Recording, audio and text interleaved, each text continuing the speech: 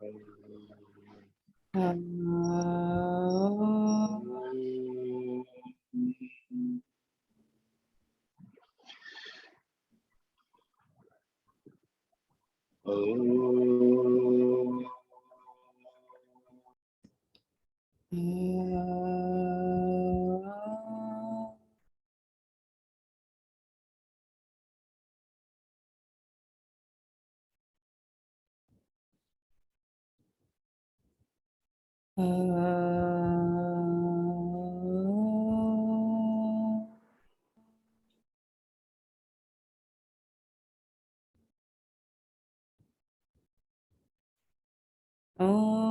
Sahana Bhavatu Sahanau Bhunaktu Sahaviryam Karvavahai Tejasvinavadhitamastu Ma Vidvishavahai. Om Shanti Shanti Shanti. Om Sadashiva-Samārambhām Shankaracārya-Madhyamām Asmad Acārya-Paryantāм Vande Guru-Paramparam.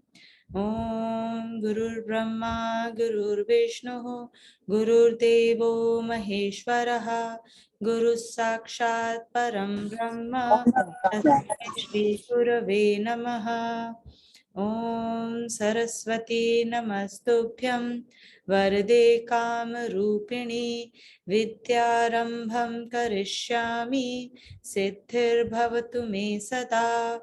Om Karpanya Dosho Pahata Swabhavaha Pritchami Tvam Dharma Sammudha Chetah Yashreyasya Nishchitam Bruhitanmay शिष्यस्ते हम शाधि मां त्वां प्रपन्नम्.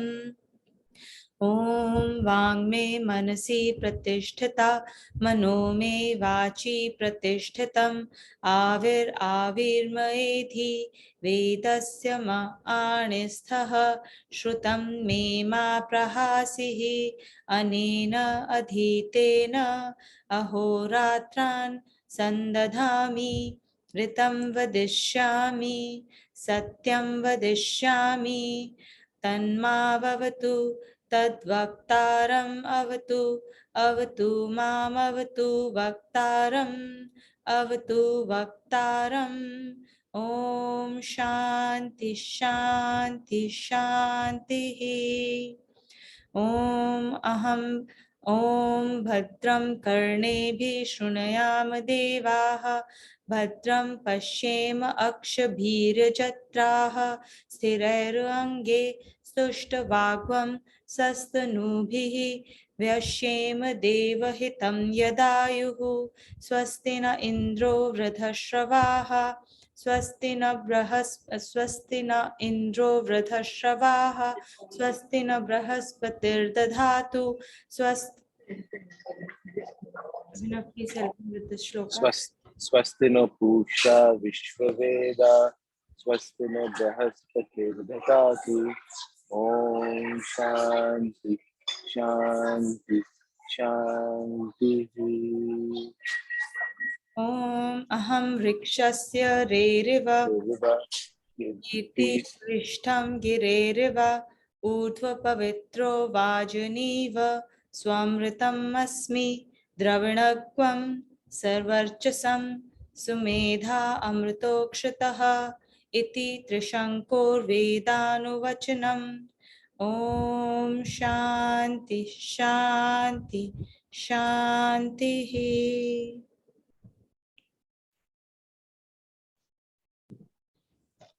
Sorry about that. Okay. So we're in the last leg of the chapter 6, Atma Sanyam Yoga or Dhyan Yoga. So what is very interesting is that the Atma, the chapter, the way it is named, right? It is Atma Sanyam or Dhyan Yoga. So they've pretty much equated the two things as one. So Atma Sanyam meaning the yoga of self-mastery. So why is self-mastery considered equal to Dhyan Yoga? Atma Sanyam is actually, or self mastery is a precursor to Dhyan Yoga, and they perpetuate each other. Okay, and that is why the way the chapter is titled is that if you have achieved yoga through Atma Sanyam, through self mastery, you will be able to achieve the Dhyan Yoga. So what does Atma Sanyam mean? What is this yoga of self-mastery really means, right? So it's self-mastery over body, over senses, over your intellect, and over your mind eventually. So through all of this, the idea is to have mastery over mind. And the precursor to any such mastery is what we have been doing in the first 5 chapters, which is we have to be a practitioner of Karma Yoga. So what is the crux of Karma Yoga? Crux of Karma Yoga is giving up expectation of karma phal, giving up expectation of end results of our action. And in the second and third shloka, basically it has been defined as the word that has been used is giving up sankalp, giving up volition, giving up free will.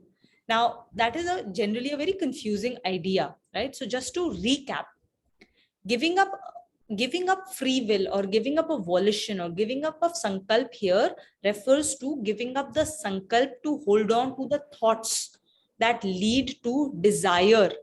Lead to desire of what? Lead to desire of material or earthly gains. When we give up that, is what is being referred to here as giving up of free will. But we do not have to give up the free will or the sankalp to rise above our VVGP, to rise above the sanskars that we have come to this world with. And what are sanskars? Sanskars are nothing but habits.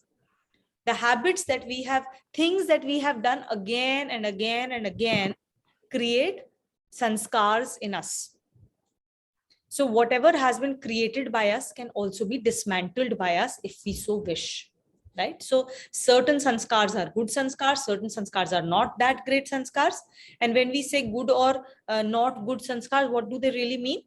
There is nothing good or bad, right? They are just either they are effective or they are not effective. Effective or not effective towards our ultimate goal towards which we are going.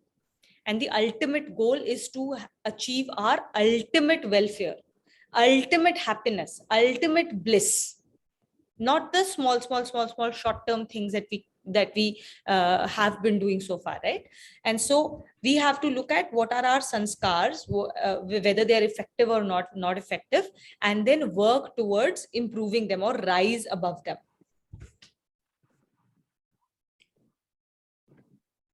So another very important thing that we learned in this shloka, which you must always remember in this chapter, is covered in shloka 5, where we have been told that we are our own best enemy, or are our own like we are our own best friend or our worst enemy.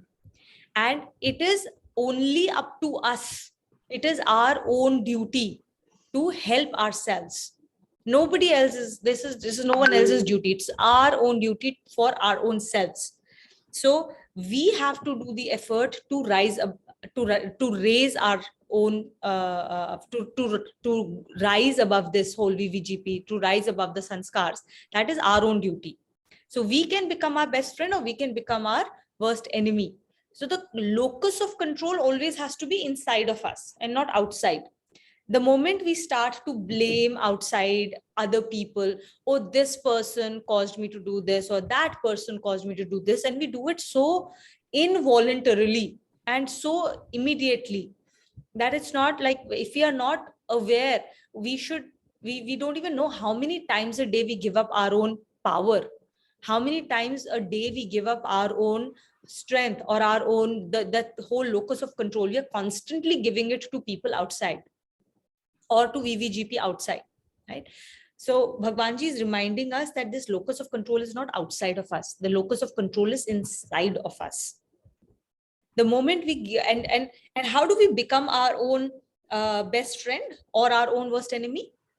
The person who has self-mastery, The person who has Atma Sanyam over our body, our mind, our intellect, that person is his best friend. And the person who does not have this control or does not even aspire to getting that control becomes his own worst enemy. Then you don't have to fear anyone else. You only have to fear yourself. Kurukshetra is this body, right? The Pandavas and the Kauravas are inside our own mind. And the person who has achieved such self-control, what does that person look like? What does he do? What are his characteristics and what are his attainments? That is the subject for some of the other shlokas that we are going to cover after this, right? From shloka 7 onwards. So Bhagwanji reminds us that the person who has achieved such self-control remains equipoised. He has an equanimity, and that equanimity is in the dualities of the world. He has an equipoise in opposing stimuli in this world, whether it is happiness or sadness, there's honor, dishonor, that entire duality of this world does not get him to flicker. He remains equipoised in such a space. And because this person is equipoised, he has an evenness of view. The way he looks at people, the way he looks at things outside, the VVGP outside, he has an evenness of view. Okay, so he whether it is a benefactor, whether it is a friend, whether it is a foe, whether it is a person who is indifferent, whether it is an adversary, a kinsman, he looks at all of them and behaves with all of them with a similar fashion. Now, the moment we think about this, then the question becomes like, so like, am I supposed to behave with them the same way? No. The attitude or the attitude has to be the same, but the action, at the action level, there is likely going to be difference, right? So that is important. After that, Bhagwanji then told us a few important things about how to, once you have achieved this level of like mind control, then you get into Dhyan Yoga. So Dhyan Yoga, how does that happen? So he's given us a few things, like there are certain things that you must take into account when you're thinking about sitting down for Dhyan Yoga. So the kind of place or how your seat should be, what your environment should look like. And then how should the posture be? So the posture should be absolutely straight, right? Your spine should always be erect. So he gives us some of those ideas around the physicality of Dhyan Yoga before you get into the Dhyan Yoga to help us have a good meditative session. And then he says, he says basically the result of a good meditation, of being in a good meditative state, is to have a complete, is going to result in a completely quiet mind.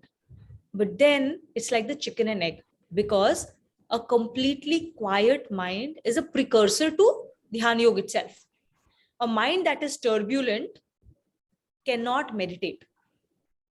So the whole idea that we always have, I am feeling very disturbed, so let me sit down and meditate, will never work.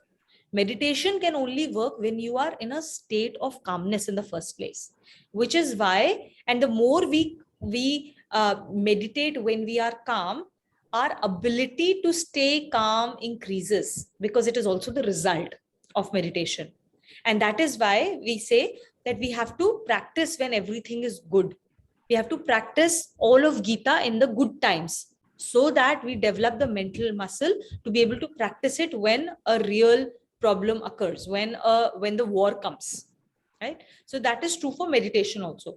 When we are in a calm state of mind, that's when we have to that's when we have to do the Dhyan Yoga, practice the meditation, to be able to keep calm even more as we go forward. So a turbulent mind is not fit for meditation. And then Bhagwanji also reminds us that the path of moderation is extremely important for a person who is trying to do meditation, to practice Dhyan Yoga. Path of moderation meaning everything that we consume has to be for yoga, has to be for connection. Bhog for yoga. Okay. If we are not doing bhog for yoga, then what are we doing? We are doing bhog to get rog. you will get diseased. So there has to be a moderation in eating, in recreation, in exertion for the work, in sleeping, and in keeping awake. Yuktahara viharisya, right? So everything that we do, we consume, and what we, however we operate in this world, it has to be in moderation. And then, so when we are able to do this, that is the only time Bhagwanji says that we are able to transcend the senses, and then we are able to establish ourselves in an infinite bliss. Okay. And how does that happen? Because when we are able to stay in meditative state, we are actually not just staying away from suffering. We break the channel of the channel through which the affliction comes to us. So it is not just dissociation from suffering, it is dissociation from the very channel through which the suffering or affliction can come to us. And this was covered in Shloka 23, where we say it is dissociation from association of affliction. This is how, once we get into the meditative state, that no suffering from this world can even touch us.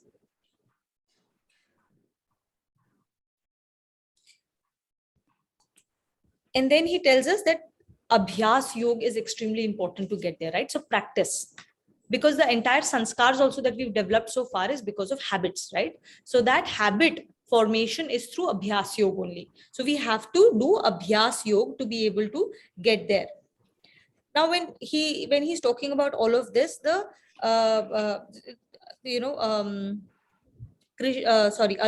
Arjun has a question, right? Arjun has this, he listens to all of this and then he says, yeah, all of this sounds amazing, but I think that it is very difficult to control the mind. You've been talking about mind control all through this time, but it's very difficult. And why is it very difficult? Because he thinks that, first of all, that mind is absolutely unsteady, right? It is very chanchal. It is very, very unsteady. It is very turbulent. It is very stubborn. Once it holds on to something, then it keeps holding on to it. And it is extremely strong. So I do not believe that I can control my mind. So how do I control this mind when it has all of these characteristics, right? So Bhagwanji says that you are absolutely right. Mind is exactly what you're saying. But the only thing that can control this is Abhyas Yoga. So he comes back to Abhyas Yoga. When we say Abhyas Yoga, it is about consistency. Rather than doing something like exercise 3 hours on a single day with, versus doing 20 minutes every single day. What is better? 20 minutes every single day is better. And that's what he is trying to tell us. And that is true for everything under the sun. Creation of any kind of habit, achieving any kind of result in this world, including control of mind, will be only achieved through consistency of practice. And the second thing that is important is, if once we are doing this consistent practice, once we are doing Abhyas Yoga, the second thing that is important is dispassion, vairagya. How does vairagya or dispassion come, and what is it for? Dispassion towards the material objects. Now, how will we develop that dispassion? Dispassion, it comes from vivek, wisdom of discernment of what is good and what is not good. This wisdom and this dispassion, they are the children of bhakti. So bhakti is equivalent to faith, extreme faith. And that is why in the next 6 chapters, we are going to be covering the topic of bhakti. The first 6 chapters, we are coming to the end of this is Karma Yoga. The next 6 chapters, we are going to talk about bhakti. Why? Why are we going to do that? Is because bhakti is the source of achieving the right wisdom, and the dispassion, the vairagya, vivek and vairagya will come from bhakti. And vairagya is extremely important along with abhyas yoga to be able to achieve that control over the mind. Okay, so that's why we will lead into the next 6 chapters. So then again, Arjun has this question like, suppose I have faith, I have full faith in what you are saying. but we're unable to exercise adequate control, and hence we are unable to attain the ultimate liberation. If that happens, then what happens to such a person? What happens to me if I'm not able to achieve the ultimate? What if I keep faltering, right? Wouldn't then now the question is, okay, so now I am not hankering after the pleasures of this world, right? Because now I'm doing karma yoga, so I'm not hankering after the pleasures. So it feels like, oh, then it feels like I'm deprived of the fun in this world, and then I'm deprived of the other worldly heavenly benefits also. So what happens to me? Then I feel like I'm neither here nor there. It feels like a complete loser's exercise here. So, and then he says, but and there's no one else who can eradicate this doubt for me. Only you, Krishna, can eradicate this doubt. And why is that so? Why is only Krishna able to eradicate the doubt for Arjun? Because the question he has asked is about what happens beyond this life. You, me, all of us are bound in this finite world. So we are not able to intellectualize or come up with answers for this question. Only the person who knows of what happens beyond this life, one who is not bound by the finite nature of this world, only that person who knows can answer. And who's the only person who is beyond the finiteness of this world is Bhagwanji, the Paramatma. Right? So only he can answer because he's the only one who knows. We are all conjecturing. We can intellectualize, but we cannot know. There is a belief, but he doesn't want an answer from a belief point of view. He wants to know from one who knows, and there's only one who knows. And anyone who reaches that state of knowing becomes him. So when we say Sant Ki Vani, the saints talk to us. Saints, when they are talking to us, they are the representation of Bhagwanji. They do not speak from their own knowledge. They speak the language of Bhagwanji. That is why we revere the saints, because they are telling us what Bhagwanji is telling us. They are his representation in this world. Right? So only Bhagwanji can eradicate this doubt, because he's the only one who knows the answer. Nobody else knows, like really knows. So that is the I just wanted to bring together and summarize the chapter as we are coming to the end also, because we've had this last 2 weeks of gap. So for us to know what we have done, revise whatever we have done, and why we are talking about what we're talking about, what we'll talk about today. So we'll start with Shloka 40, where Bhagwanji is now going to eradicate this or give answer to this doubt. What happens to us if we are like, we're not able to do exactly everything that Bhagwanji is asking us to do. Okay. Vijay, will you read with us? The Lord gives the answer to this question, which was fogged the thinking of even intelligent seekers. Shri Bhagavan Uvacha. Shri Bhagavan Uvacha. Partha Naiveha Namutra. Partha Naiveha Namutra. Vinashastasya Vidyate. Vinashasya tasya vidyate. Nahi Kalyana Krita Kaschit. Nahi Kalyana Krita Kaschid. Durgatim Tat Gachati. Durgatim Tata Gachati. Naiveha, not here because. Namutra, nor the next. So he's saying neither here nor there, not in this world and not in the other world also. Vinashastasya is perish or doomed. Vinash is perish or doomed. And tasya is that person. Vidyate happens. Nahi kalyana krita kaschit is kalyan is the benefit or the good stuff. So kalyana krita kaschit is striving for the right actions. Anyone who is striving with the right actions. Durgatim is grief. Gachati is attains.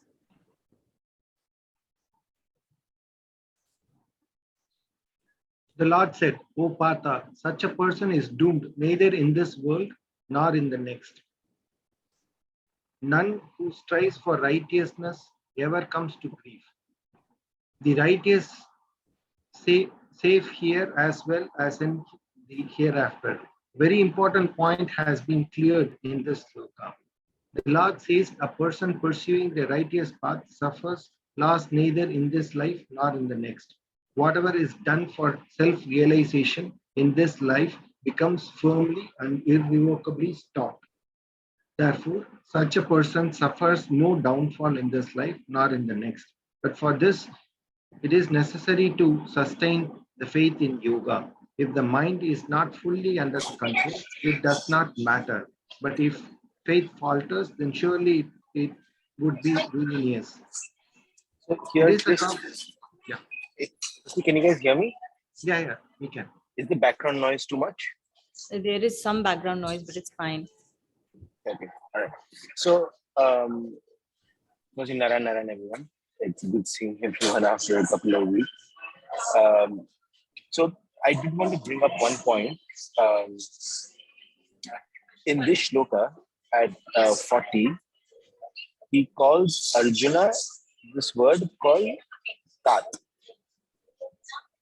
Tat means friend. It means, and the actual meaning actually is almost a son. So it's an expression of love from a father to a child. And if you remember in Shloka 35, when Bhagwanji starts speaking, he referred to Arjuna as Mahabaho, which is mighty warrior. So Shloka 35 ke pehle, Arjun was asking about how do I control the mind? Mind is so chanchal, it's so turbulent. How do I do it? And Sri Krishna calls him Mahabaho, reminding him that you are a mighty warrior. You have slain the worst of enemies on the field. Use that same skill to control your mind. He's reminding him. And now Arjun asks him that questions around his own doubt. How will I progress on this path? If I do, am I being valued? If I make a mistake, will I get faltered? I'm not here, I'm not there, as Tina explained. And he calls him Tar. And that's an expression of love. So the semantic here is very interesting. Bhagwanji is trying to say that as long as you walk the path, as long as you do even a little bit, you will get my love.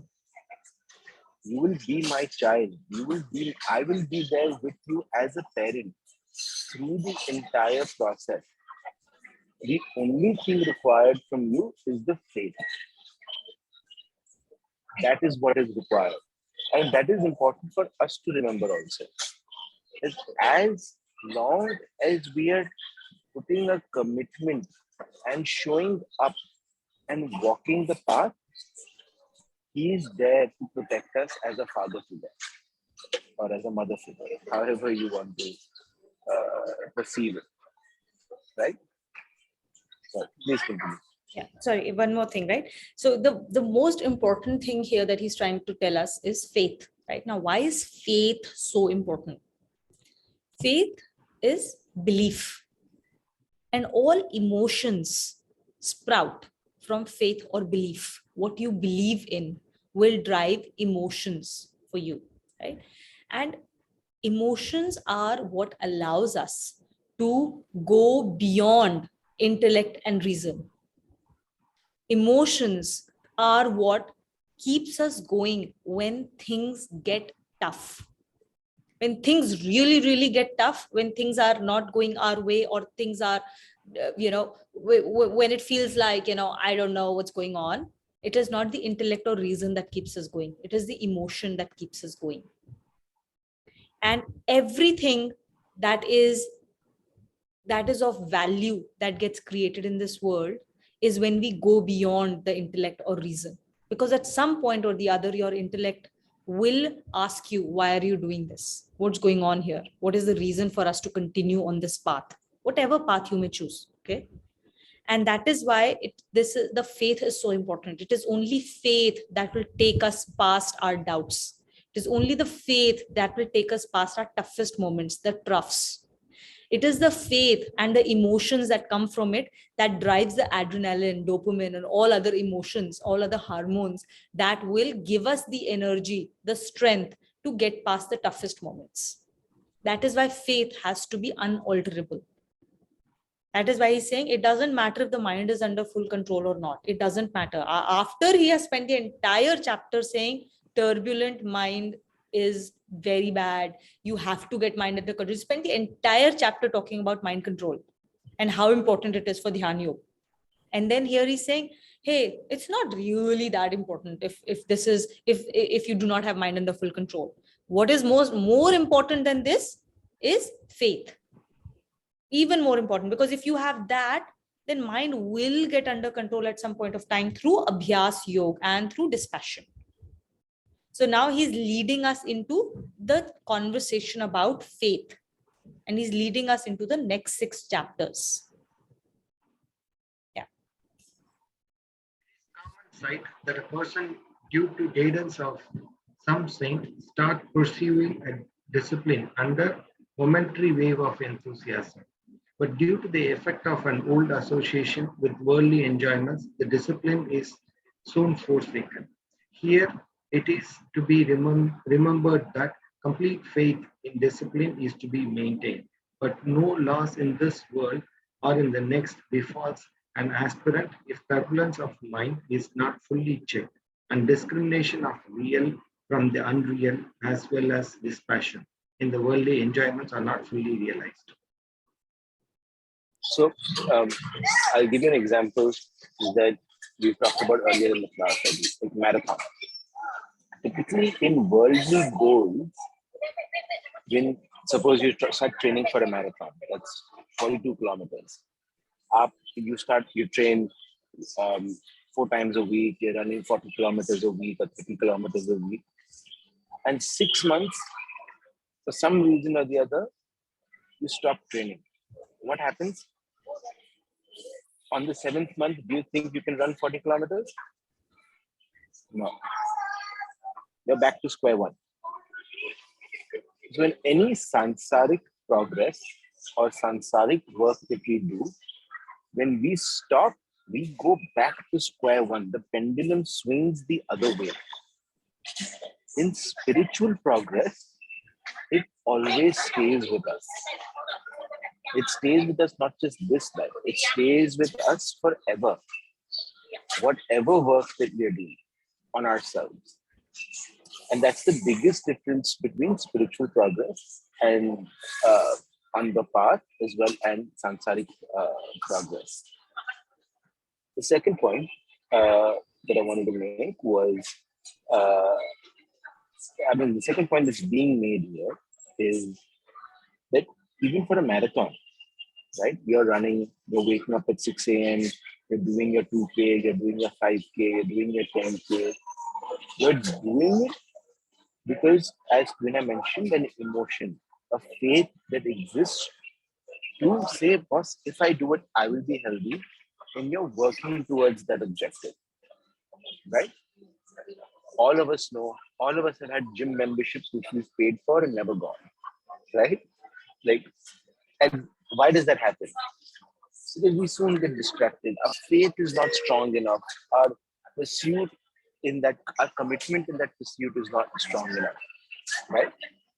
So Bhagwanji is saying these are the 2 things that as long as you have, he will be there as a parental figure for us to guide us in that journey. The faith to keep going on and the commitment to see it through. Baki sab will take care of it. What is interesting is Bhagwanji has given this assurance in chapter 6, Shloka 40, right? Where he's saying such a person is doomed neither in this world nor in the next, and none who strives for righteousness ever comes to a grief. Chapter 2, Shloka 40, exactly like the same Shloka in chapter 2, he gives us the special features of Karma Yoga when he had started talking about Karma Yoga. Karma Yoga is what we are talking of here, right? In chapter 6 as well. So he had given us the special features. One of the important special feature was that everything in this material world has a defect of pratyavaya. Pratyavaya means a contrary effect, a contrary to what you were looking for. That can happen if you do not do things correctly in this world for any kind of material benefit. But Karma Yoga is free from all such pratyavaya defects. So there is, so basically, for example, if a medicine has to be taken in small doses, if you take too much of the medicine, then it will have a pratyavaya, it will have a contrary effect, right? Similarly, if you do, so Karma Yoga has no such pratyavaya. You can do in small doses, you can do in large doses, you can do whatever, you can start, you can stop, you can start again. Anything that you do, it only has a good effect. It does not have any side effect. It does not have any negative effect. However you may do it, which is a very, it's the only thing that is free from pratyavaya. That was one. The second thing he told us was that nothing that you do will ever come to naught, will not have a desire, will not go waste. So for example, if you in agriculture, if you do not sow the seed at the right time, if you sow the seed too early or too late, it will have a bad impact on the crops. You may not get any yield at all, right? The plants may not grow at all. Or if you do not study at the right time, right? Studying too early, too late, all of those things, right? They will not yield the right benefit. But for Karma Yoga, nothing, whenever you do, none of that, none of the effort that you put into it will ever come to a naught. That was the second special feature. And then the third special feature was that the results of that even a little bit of practice of Karma Yoga will ward off great fear, the great fears that we have. So this is the same thing that is now being summarized in chapter 6, Shloka 40, where he says that if you do Karma Yoga correctly, then you will never come to grief, neither in this world nor in the next, because it has these three special features that he talked about in chapter 2, Shloka 40. Yeah.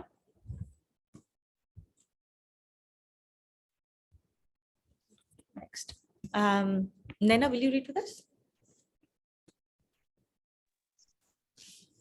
Connection. If no loss befalls the self, what path does it take? The Lord says, Prapya punya kratam lokan. Prapya punya katam lokan. Ushitva shashvati samaha. Ushitva shashvati samaha. Shuchinam shrimatam gehe. Shuchinam shrimatam gehe. Yoga bhrashto abhijayate. Yoga bhrashto abhijayate. Prapya is attaining. Punya kratam is righteous. Lokan is the world. Ushitva, after staying. Shashvatihi, for a long time. Samaha is years. For a long time, basically for long years. Shuchi Nam is pious. Shri Matam is prosperous. Gehe is home. Yoga Bhrashto Abhijayate. Yoga Bhrashta is the word that is used for such people who have performed Karma Yoga and then could not go all the way because of being distracted by the worldly attractions. So they are Yoga Bhrashta. They were on the path of yoga, but they got distracted by it. So we are all Yoga Bhrashta who are in the class here, right? Abhijayate is born.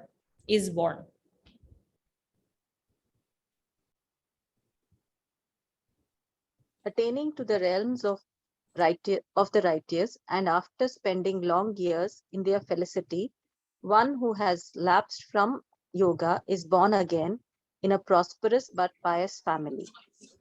So here, let me explain one thing. What is the opposite of yoga? It is bhog. Bhog means material, like going after material objects. So yoga is connecting to Bhagwan Ji. The opposite is connecting to material objects. So here, when we're talking about people who, and all of us are moving in the same direction, right? Whether we know it or we don't know it, every single one of us, 7 billion people, or 8 billion almost, are all moving in the same direction at different speeds, at different levels of consciousness. Eventually, we will all merge into one being. It's each one is taking their own time to do it, right? And each life, there are certain number of people whose level of consciousness kind of increases. So from the Bhog, they go to the Yog a little bit, but they still have desires. So what Bhagwan Ji does is, ठीक है, फिर से जाके जी लो, अपना कर्मा, अपना प्रारब्ध clear करो, and go experience your material benefits that you have, that you want. Yeah, you've done work on your yoga. So your next life in Shloka 42, he talks about how families are assigned and how your circumstances are assigned, right? So based on the work that you do in yoga, in next life, you will be blessed to be born in a family or in an environment that allows you to do experience the Bhog that they claim this is a delusion. But he'll also give you a strong circumstance for you to maintain and further strengthen your yoga. And people like these who have this bank balance of yoga, who have given this material benefit or the comforts to further spiritual, the further their path of spirituality in this life, those people are called yoga brush. So all of us, none of us chose where we were born, right? None of us chose how we look or the genetic makeup that we're healthy, right? But all of us here at a certain age have stumbled upon and connected to all the material comforts for things to be happy and healthy in our lives and have the Gita in our hand. This is the perfect definition of us being yoga.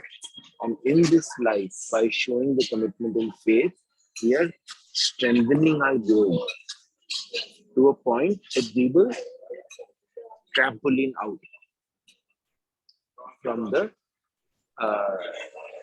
traps of samsara. Just to be very clear, right? The way Abhinav just explained the analogy, it's explained like that in by a lot of people, right? Like, and it gives us the imagery of somebody sitting up there, a white beard person, like, old person who's now sitting there making judgments on us and then creating life for us and stuff. But understand that these are just allegories. Actually, there's nobody out there doing this, right? We are the ones who are creating all of this. There is a universal law that's out there, and it is that law based on which everything happens, that the law that governs the world, right? And based on the law and the actions that we do, so it is our actions. We do not, like we said before, right, we do not get punished for our actions.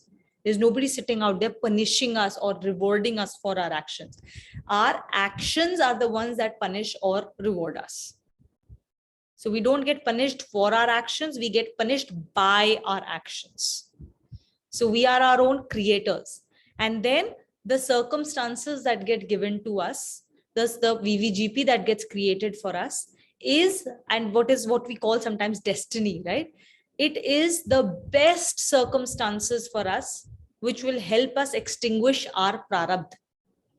These are the best circumstances for us that have been created. That amongst all the different things that could have been possible, this is the best that we can experience to close our prarabdha in the most efficient, the most effective manner, if we utilize it correctly. If we don't utilize it correctly, then of course we can go anywhere. But that's how we should be viewing our destinies. Our destiny is the best, the most effective, the most efficient possible framework for us to close out our prarabdha, experience our prarabdha, positive, negative, whatever it may be, to be able to reach our ultimate welfare, our ultimate destination in the fastest manner possible. Yeah. Let's read.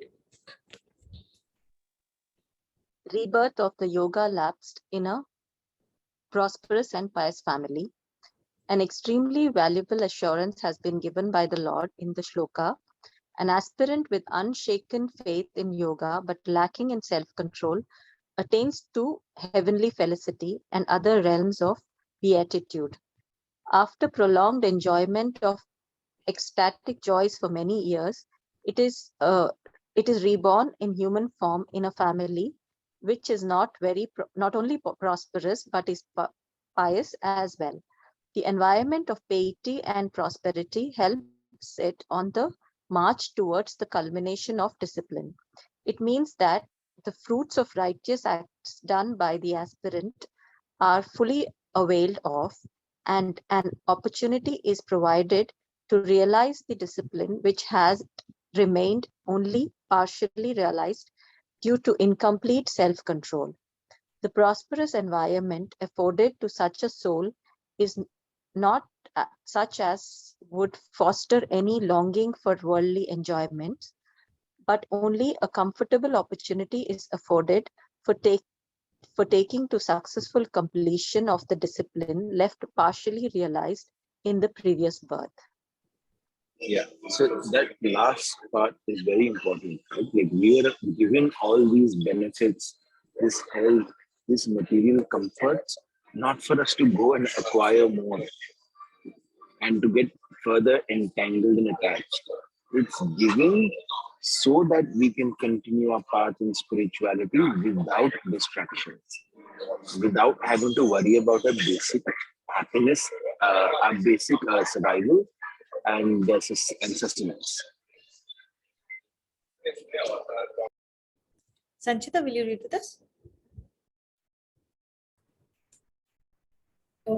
Connection. A greater opportunity is afforded to aspirants of higher attainments who, though equipped with the strongest unshakable faith in yoga discipline, suffered from only a slight lapse in self-control. Revealing this, the Lord says, Athava yoginameva Athava yoginameva kule bhavati dhimatam kule bhavati dhimatam etadhi durlabhataram etadhi durlabhataram loke janma yaditrasham loke janma yadidrisham. अथवा is else. Yogi nameva, yogiyon ke hi, in the family of realized in the family of realized yogis. Kule is what is a kule is actually family. So yogi nameva kule is family of realized yogis. Bhavati janm leta hai, is born in. Dheem tam is gyanvan, so like realized. Etaddi durlabhataram, it's very durlabh, it's very difficult, it's very rare. Loke is the word, janma, birth, yadidrisham is of this kind. So birth of this kind in this world is very, very rare.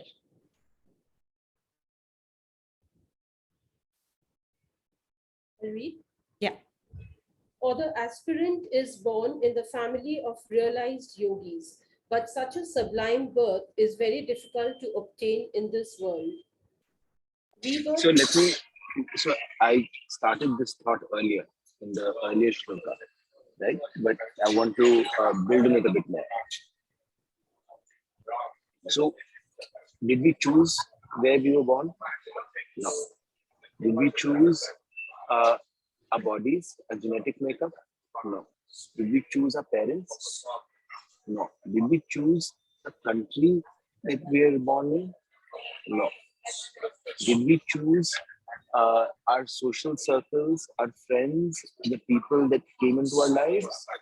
No. They came into our lives and we chose to hang out with them.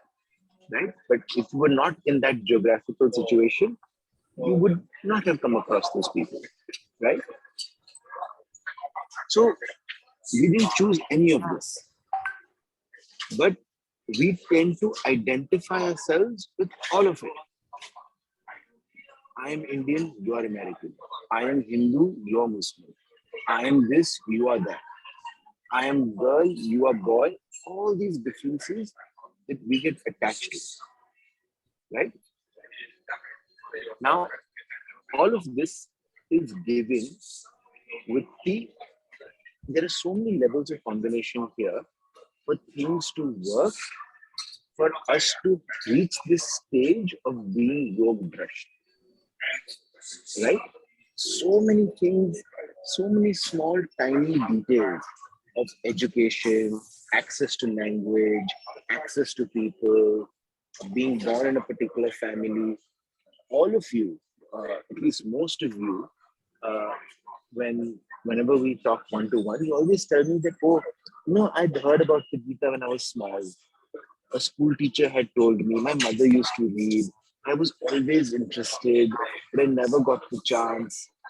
All of this is your inner voice, that inner yoga work that you've done in the previous life that was finding expression.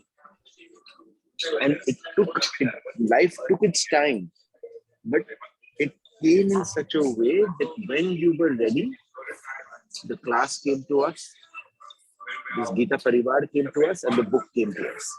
And when it came to us, it came so effortlessly, right?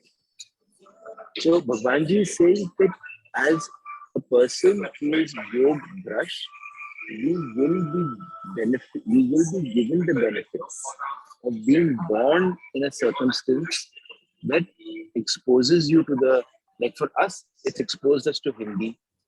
We're open to Sanskrit. We can read and understand a little bit.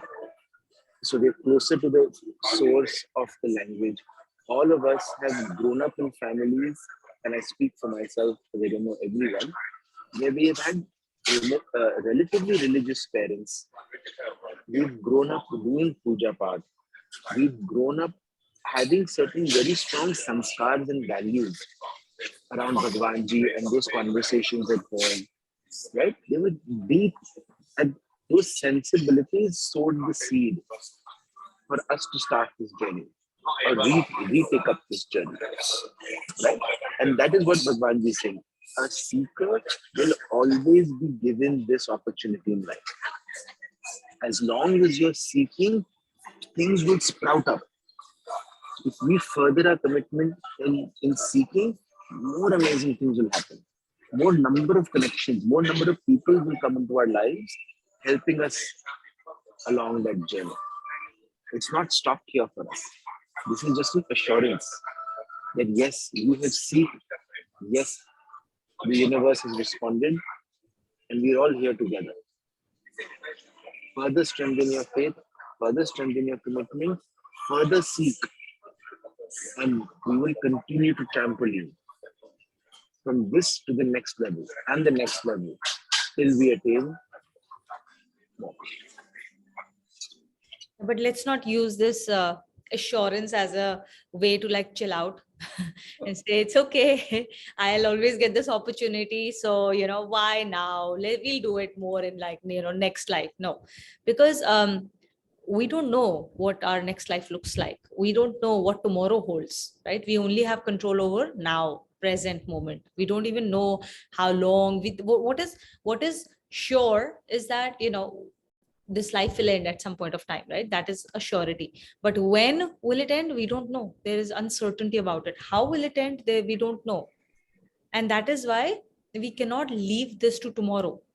In your next life, you right now you have the assurance because you have the Gita in your hands. What is the assurance in your next life? At what point of time will you get it? And when you get the prosperous, suppose you're born in the prosperous, pious family, what is the assurance that at that point of time you may not get swayed by the worldly Yeah. joy? So many So people get born in really good families and then they go astray, right? We've seen that also, because things can go wrong, right? We all know yeah. that. So why take that chance? Don't take that chance for yourself. So, It's too great a chance to take. When you know you have the book in your hand today and here and now, we should be working to to reach our ultimate goal in this life only. Because next life you don't know and you have no control. You don't know when this book may come. And what if you completely get swayed much earlier? so to add to that, right, what I said earlier, the opposite of yoga is bhog. So what Tuina is also trying to allude is, if you are not in yoga, naturally the mind is doing bhog, which is connecting to sansar. So this life, we've obviously done a lot of good things in our previous lives to have this opportunity. Now, if we don't use this to strengthen our yoga, then we'll go and start doing bhog, and that can be a slippery slope as we chase desires. So it's not. So then we'll have to. We don't know what the next life might look like, right? But as long as we continue to strengthen our yoga, none of our effort will go to this. It is all moving in the direction for us to get out and enlighten. And also, like he said, you don't get born in the pious and prosperous family immediately, right? You are still going to you have to close out certain bhog that you've done. Right now, if you've done the right kind of righteous actions and they have accrued positive benefit to you, then you have to go in better realms to be able to close them out.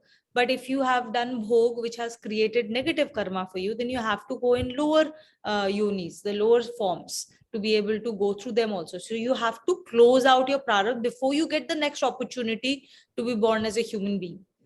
So birth as a human being, out of 84 lakh species out there, it is a very unique and rare opportunity. You don't get like, oh, one after the other, we are just getting born as human beings. In between those two, there would be so many other births that you would have taken in different other forms to be able to close out other prarabdha before you get an opportunity again to be born as a human being.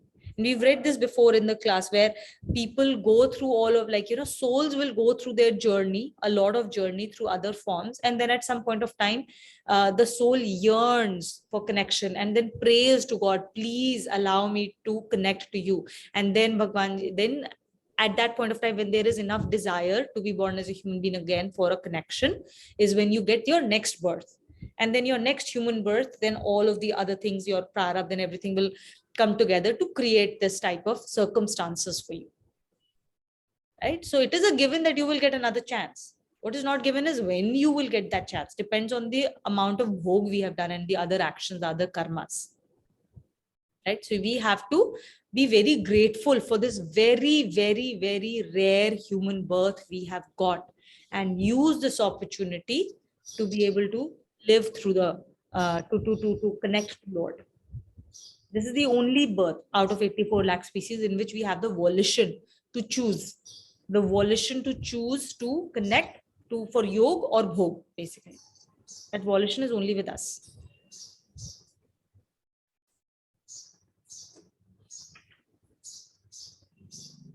Rebirth of distinguished yoga lapsed person in family of yogis. On account of having made noticeable progress in yoga discipline, the felicity of heaven or other ecstatic realms holds no attraction for such an aspirant due to inculcation of a sense of high dispassion. Though born again as a human being, it is given a birth in the family of realized yogis. Such a birth affords a greater opportunity for self-realization than what could be afforded in a prosperous family described in the previous shloka. The word yogi here does not denote a renouncer. Such saintly yogis do not have a family, but there are some householder yogis also who may perhaps not be having the reputation of being saints, but who are essentially yogis. With a birth in such a family, the incomplete dispassion of the previous birth achieves full consummation even in early childhood. The legend has it that Sri Sukadeva Maharaj, son of Maharshi Vyasadeva, renounced the world at the age of 5 only. In modern times too, His Holiness the Adi Shankaracharya Maharaj developed this passion at the age of 4 and he fully renounced the world. He mastered the scriptures at 16. By the time he completed 32 years of age, he had traversed the length and breadth of India and having established spiritual centers at Sringeri, Puri, Joshimath, and Dwarka, and having completed his commentaries on the Holy Gita, Brahma Sutras, and Upanishads, he discarded his mortal coil. Self-explanatory. Rituj, will you read with us? So, so actually just one last thing, right? I know we've talked about Om Swami in the past as well. And if you've not read his autobiography, I think it's called If Truth Be Told, I would strongly recommend it. So that I don't, it's just a really powerful book. But he's a perfect example of a person who was born, who spent his first 30 years. Yeah, he did spiritual work and he was religious and all of that. He always knew he was going to do it, but he also wanted to experience the material world. And that desire was very strong for him. And he did it. 30 years, he made millions, he traveled, lived in the US, lived in Italy, drove million dollar cars or whatever it is. And great life. And then overnight, he gave it all up. He went through a struggle which is worth reading about rather than me talking about, and attained enlightenment after 3, 4, 5 years, whatever it is. And all of these stories, man, they're all our fellow seekers and human beings with exactly the same gifts we have. It's just that they have walked the path with complete faith and commitment. Right? And that should just give us assurance more than anything else that, hey, this is real. This is what we have to work towards.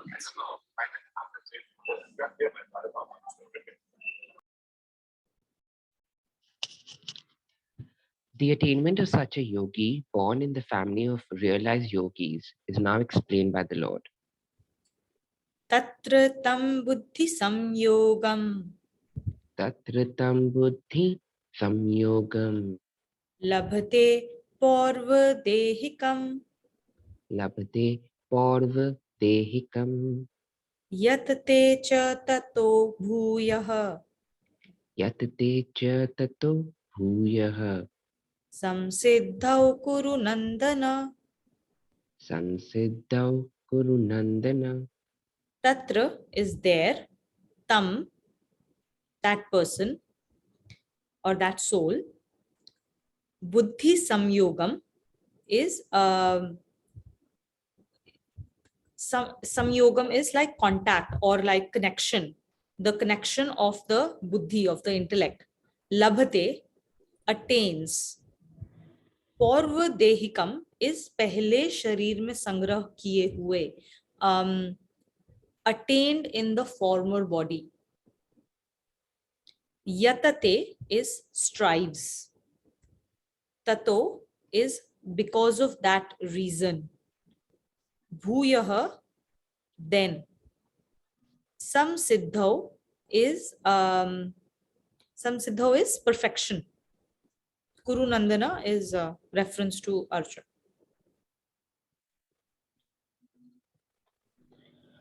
There, the soul comes in contact with the realization attained in the former body, and it strives even harder than before for perfection. O scion of the Kurus, consummation of realization by a birth amongst yogis. So It is here, before obvious. we read, I'll give a example first. So imagine we're all travelers, seekers, right? And you travel from, maybe you're doing a road trip from the south to the north of India. You'll drive 8-10 hours and then you'll take rest at night, right? You've taken a break for another 12 hours, you've slept, you've eaten, you've done everything that you need to. And then when you wake up in the morning, are you back at square one? No, you continue where you left off, right? And that is same with the spiritual path.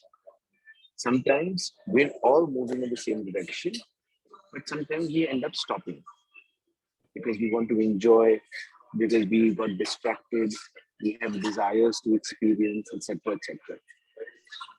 But all of us, because of our past lives, we have worked on certain skills: detachment, patience, compassion, forgiveness, and faith. All of these things we've worked on in the previous life. And when the moment is right, the soul inside of us is Bhagwanji, right? It's the same Paramatma. That soul, that thing, they bring out these qualities, and through this soft voice that we talk about, they remind us at the right time to, hey, now enough of rest, it's time to move on the journey. Which is why there are sometimes people say, and I think a lot of you have said as well, there was a burning desire and there was a restlessness. I really wanted to read the Gita, but there was a restlessness. I really wanted to get into it. And the Om Swami story as well, right? Like he experienced everything in the world, and then the burning desire to experience God was greater than anything else for him. And for all of us, that's true as well. So in life, there are that's how the soul comes in contact and reminds us when we are resting that, hey, no, this is not the right path. We need to focus on the right path. And then we wake up and the traveler moves on. And when the traveler moves on, because it's come from within, we work even harder towards getting to destination. Because we've had our rest, so to speak. Consummation of realization by a birth amongst yogis.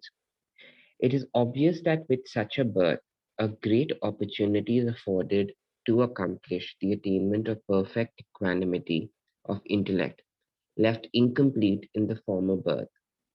Availing of this opportunity, there is a more intense effort for self-realization through practice of the chosen discipline. The examples of Sukadev Maharaj and Shankaracharya Maharaj confirm this fact.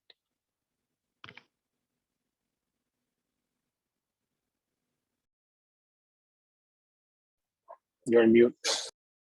Kavita, will you read with us?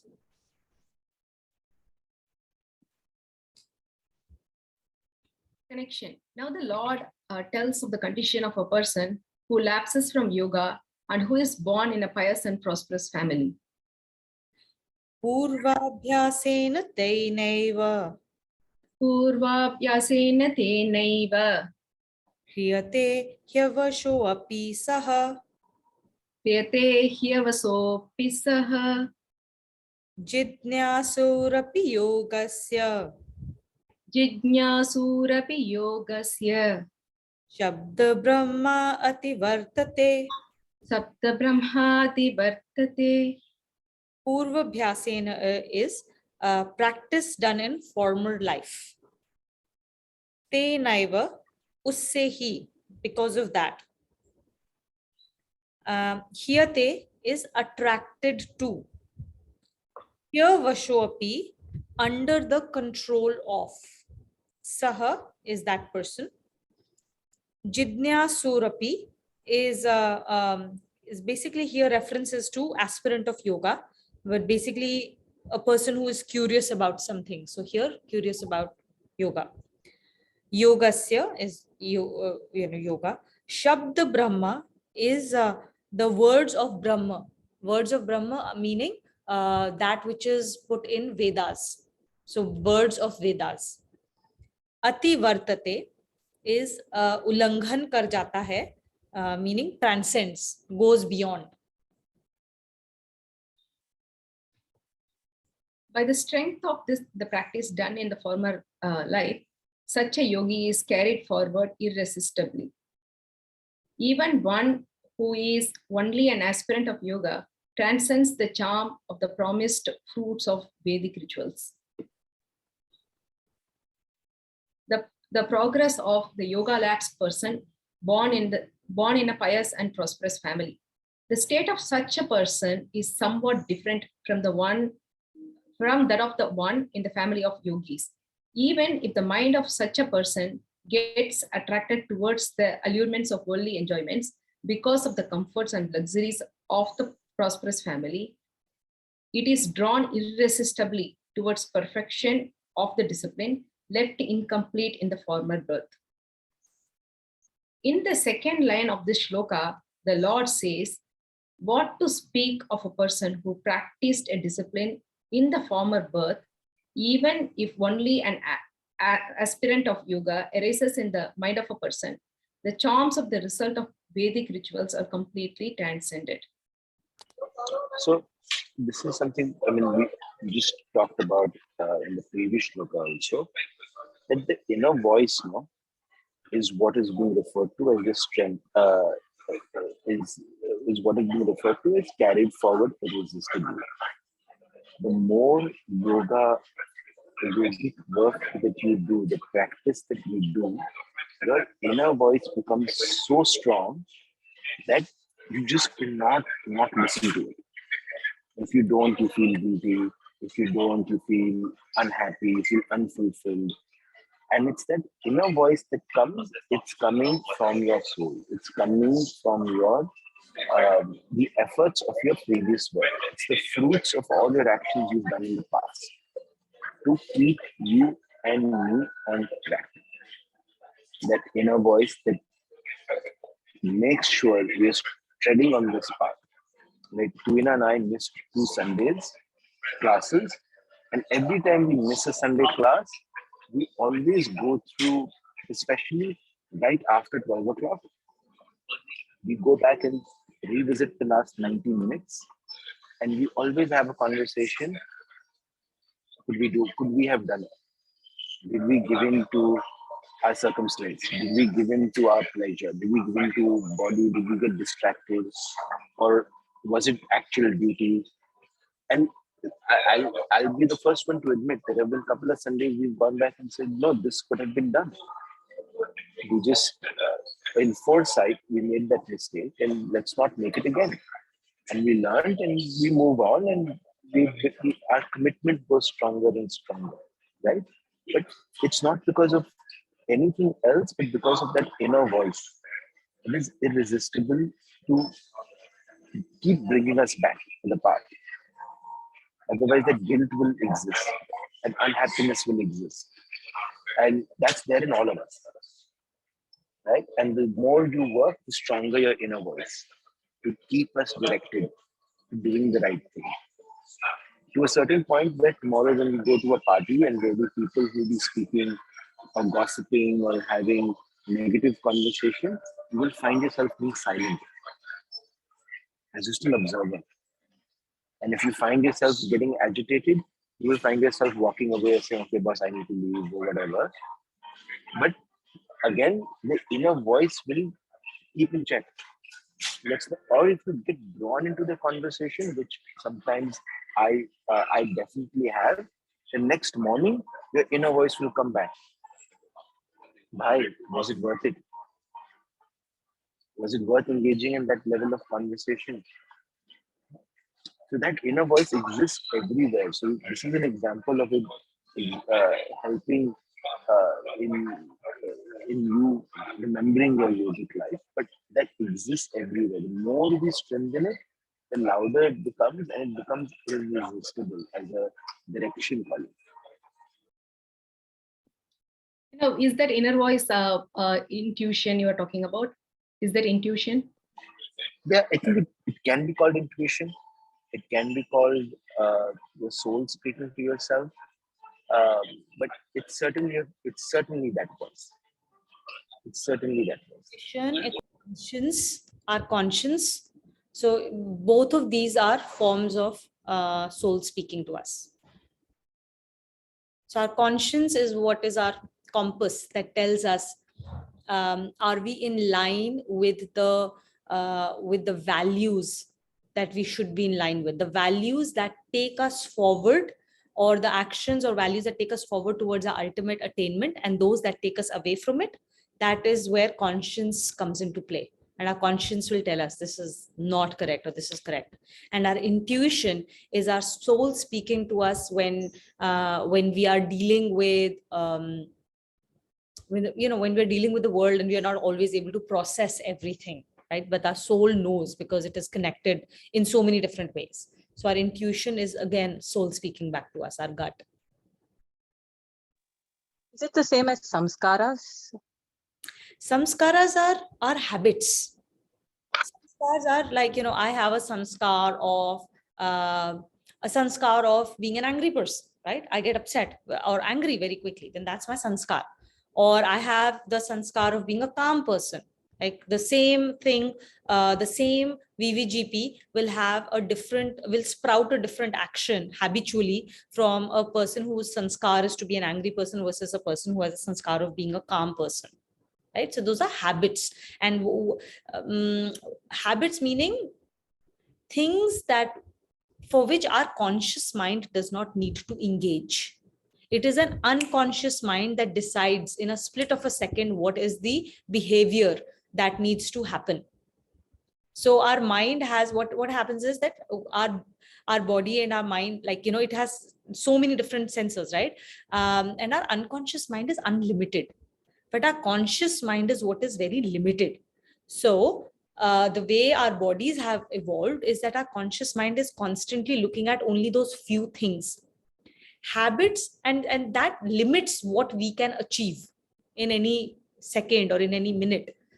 So when we do something with our conscious mind again and again and again, our unconscious mind understands and stores that information away and says that this is the way to behave when this kind of a stimulus happens. This cue happens, this stimulus happens, this is the way to behave. And then the moment that thing happens, then your conscious mind at some point of time starts to disengage. Now we're not doing things with awareness. Now we're doing it out of our habit through our unconscious mind. And that is our samskar. We don't even know consciously what we are doing or why we are doing it.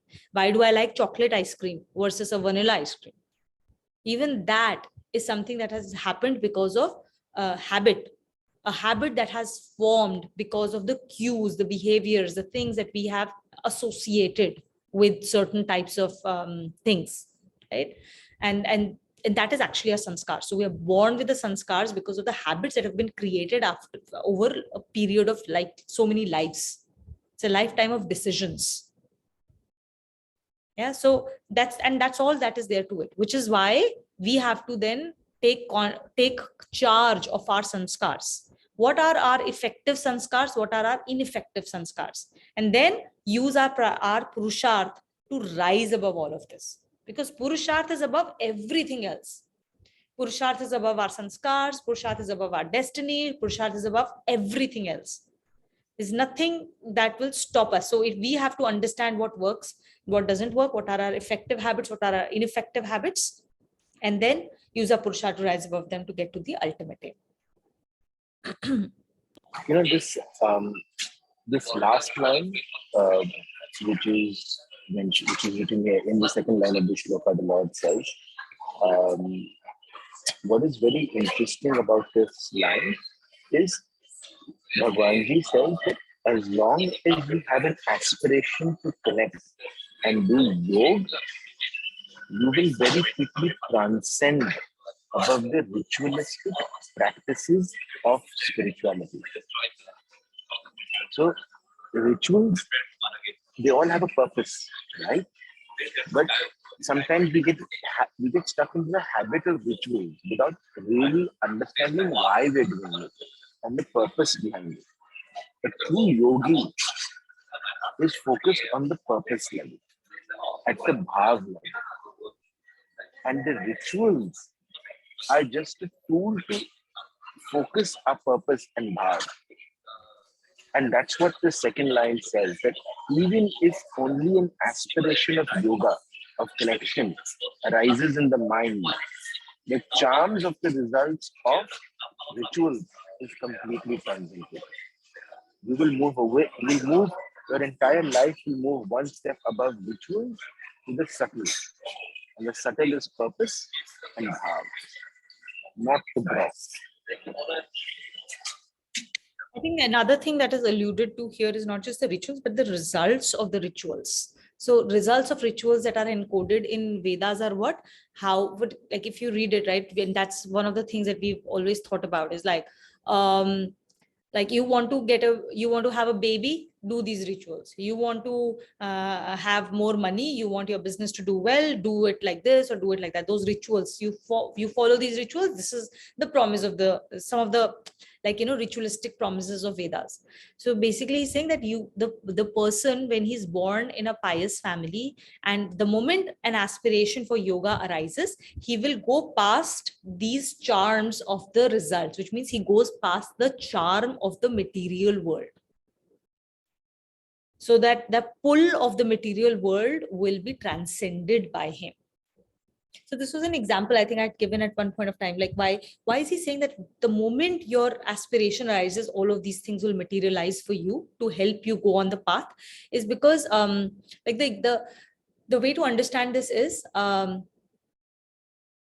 a baby, right? When a baby is born, this baby doesn't really he doesn't really have to think about how to get the attraction of his mother, right? He doesn't strategize and think about, like, what should I say, how should I say it, where should I touch, what should I do. Like, there's no strategy. All he has to do is to go, wah! And when he goes, wah! His mom knows, like, is immediately the attention comes, right? Baby touches you if he's lying next to you and you're not even looking, you're doing something else.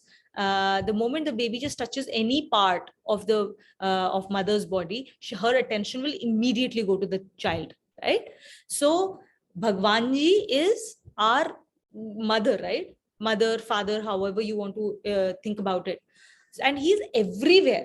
And so when the mother, who is so finite in nature, when she is so immediately able to get to the needs of the child, no matter how this child speaks or touches or gets her attention, imagine what the omnipotent, omnipresent, omniscient Lord is like for us. The moment you have an ichha, a desire to connect to him, there would be umpteen number of ways which will sprout up around you. So if you feel like, oh, something is not materializing, then you have to look inwards to see how strong is your desire. Is it just a shallow desire, or is it really deep?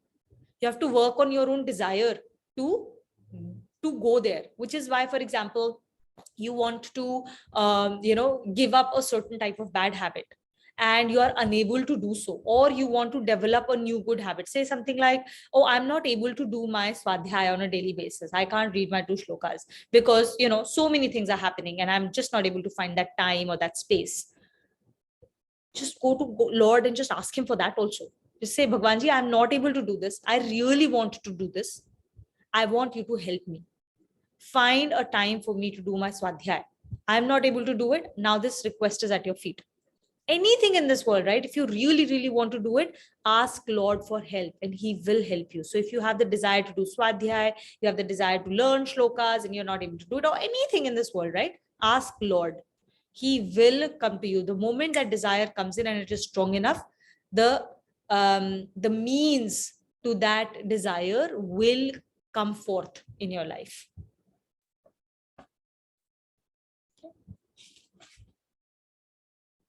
Let's close up. I have to step out because I have to go get him into me. Okay. So we'll do the closing shlokas. Anyone who wants to do the closing shlokas, or shall I do it? Is there anyone who wants to volunteer? Yeah, Vijay? Om Sarvesham Swastirбhavatu Sarvesham Shantirbhavatu Sarvesham Purnam Bhavatu Sarvesham Mangalam Bhavatu Om Shanti Shanti Shanti Om Sarve Bhavantu Sukhitaha सर्वे सन्तु निरामया सर्वे भद्राणि पश्यन्तु मा कश्चित् दुःखभाग् भवेत् ॐ शान्ति शान्ति शान्ति ॐ असतो मा सद्गमय तमसो मा ज्योतिर्गमय मृत्योर्मा अमृतं गमय ॐ शान्ति शान्ति शान्तिः ॐ पूर्णमद पूर्णमिदं पूर्णात् पूर्णमुदच्यते पूर्णस्य पूर्णमादाय पूर्णमेवावशिष्यते ॐ शान्ति शान्ति शान्तिः